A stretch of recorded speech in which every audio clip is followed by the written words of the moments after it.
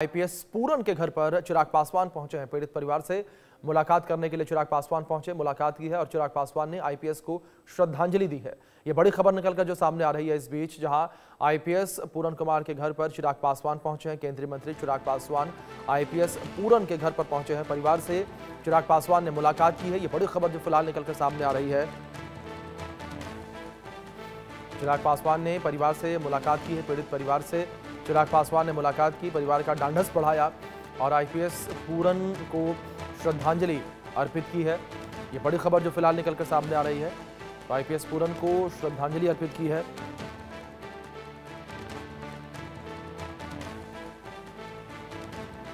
चिराग पासवान ने आईपीएस को श्रद्धांजलि दी, परिवार से मुलाकात की। ये बड़ी खबर जो फिलहाल निकलकर सामने आ रही है। आईपीएस पूरन के घर पर चिराग पासवान पहुंचे। ये तस्वीरें स्क्रीन पर देख सकते हैं। चिराग पासवान जो है वो परिवार से मुलाकात करने के लिए पहुंचे। ये तस्वीरें आपकी स्क्रीन पर हैं, तस्वीरों में देख सकते हैं। चिराग पासवान आईपीएस पूरन के घर पर पहुंचे, आवास पर पहुंचे हैं और परिवार से मुलाकात करने के लिए चिराग पासवान पहुंचे हैं। परिवार से मुलाकात की है, परिवार का ढांढस बढ़ाया चिराग पासवान ने। पीड़ित परिवार से मिलने के लिए चिराग पासवान पहुंचे हैं। आईपीएस पूरन के घर चिराग पासवान पहुंचे हैं। तस्वीरें स्क्रीन पर आपके इन तस्वीरों में देख सकते हैं। चिराग पासवान पीड़ित परिवार से मुलाकात करने के लिए पहुंचे। ये तस्वीरें निकलकर सामने आई हैं। पीड़ित परिवार से मुलाकात करने के लिए चिराग पासवान पहुंचे। चंडीगढ़ से तस्वीरें निकलकर सामने आई हैं। चंडीगढ़ पहुंचे हैं चिराग पासवान और यहां पीड़ित परिवार से चिराग पासवान ने मुलाकात की है। तस्वीरें निकलकर सामने आई हैं। मुलाकात के बाद चिराग पासवान ने क्या कुछ कहा, वो भी सुनिए आप।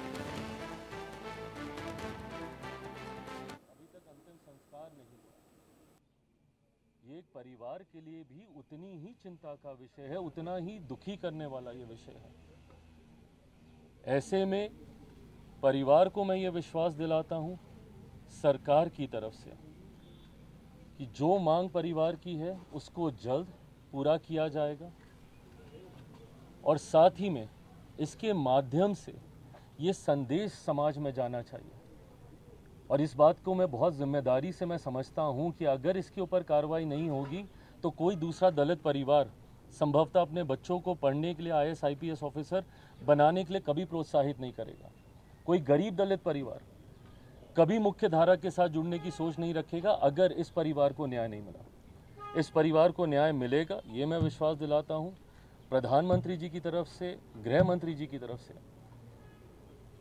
ये जितने भी दोषी हैं, भले वो कितने भी बड़े पद पर क्यों ना बैठे हों, उनके ऊपर सख्त से सख्त कार्रवाई होगी और ये प्रेसिडेंस यहाँ से सेट किया जाएगा कि भविष्य में कोई अपने पद का दुरुपयोग करके किसी दूसरे अधिकारी के साथ इस तरीके की प्रताड़ना ना करे। ये वादा करता हूँ। ये मेरा परिवार है, अवनीश जी मेरी बहन है। मेरे परिवार को न्याय मिले, इसकी लड़ाई ये परिवार अकेला ही नहीं, इनके साथ मैं भी मिलकर लड़ूंगा। एक सवाल, डीजीपी को हटाया गया, डीजीपी को छुट्टी पे भेजा गया, एसपी रोहतक को भी एक तरह से ट्रांसफर किया गया, दूसरी पोस्टिंग नहीं आई है। क्या लगता है अब परिवार इस पे सहमत होगा? आपकी क्या बात हुई अंदर की, वो पोस्टमार्टम के लिए मेरी सारी बातें हुई हैं और ये परिवार के बीच की बात है। कार्रवाई होती हुई, सख्त कार्रवाई होती हुई और कोई भी दोषी ना बचे, ये विश्वास जरूर ना। मेरे मुख्यमंत्री से भी मेरी बातचीत हुई, गृह मंत्री जी से मेरी बातचीत हुई है। तमाम जगह से बातचीत करने के बाद आज पूरी अथॉरिटी के साथ मैं यहाँ परिवार से मिलने आया। तो सुना आपने इस बीच चिराग पासवान का बयान किस तरीके से निकलकर सामने आया। परिवार से उन्होंने मुलाकात की है और दूसरी ओर तमाम नेताओं का जमावड़ा जो है वो लगातार देखने को मिल रहा है। और इस बीच चंडीगढ़ से हमारे सहयोगी साहिल रुखाया जुड़े हैं, रुक करेंगे इन्फॉर्मेशन के लिए। साहिल, जानकारी आपसे यहाँ पर चाहेंगे। लगातार अगर पूरे मामले को लेकर बात करें तो राजनीति जो है इस पूरे मामले को लेकर गर्माती हुई नजर आ रही है, लेकिन फिलहाल अगर मौजूदा समय को लेकर बात करें, क्या कार्रवाई फिलहाल की जा रही है, किस तरीके से लगातार जाँच का दायरा जो है वो बढ़ता चला जा रहा है? बिल्कुल, लगातार चंडीगढ़ पुलिस इस मामले में जांच कर रही है और पुलिस का यही कहना है कि इस मामले में फेयरलेस जांच जो है वो की जाएगी। परिवार लगातार न्याय मांग रहा है, न्याय जो है उनके साथ हो और डीजीपी को हटाया जाए और उनकी अरेस्टिंग हो। इस तरीके की बयान जो है परिवार की ओर से देखने को मिल रहे हैं।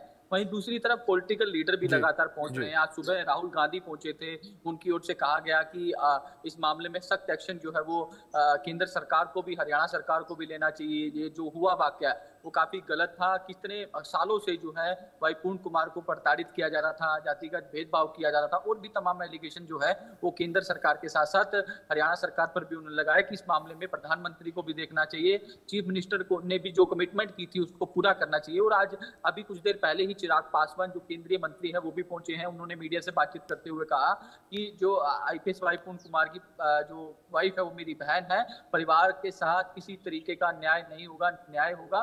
दोषी कितने भी बड़े हों उनके खिलाफ सख्त एक्शन लेने का काम जो है वो किया जाएगा। उन्होंने ये भी कहा कि मेरी हरियाणा के मुख्यमंत्री नायब सिंह सैनी और देश के गृह मंत्री अमित शाह से भी इस मामले में बातचीत हुई है। उन्होंने साफ कहा है कि इस मामले में एक्शन होगा, दोषी कितना भी बड़ा हो उसके खिलाफ सख्त एक्शन लेने की बात जो है उनकी ओर से कही गई है। तो ऐसे में लगातार पॉलिटिकल लीडरों के पहुंचने का सिलसिला जारी है।